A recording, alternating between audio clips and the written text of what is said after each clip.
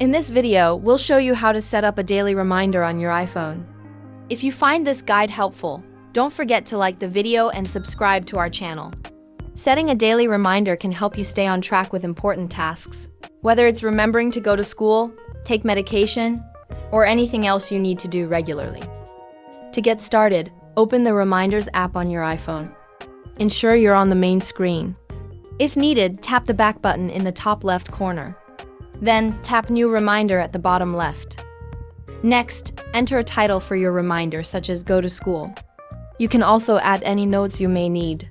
Tap on Details to further customize your reminder. Enable Date and select the date, for example, tomorrow, then turn on Time to choose when you want the reminder to alert you. Let's set it for 7 a.m. To make this reminder recur every day, tap on Repeat and choose Daily. You can also specify an end date if necessary.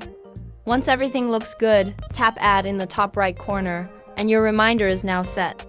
Now your reminder will repeat daily at 7 a.m. If this tutorial was helpful, please consider subscribing and giving the video a thumbs up.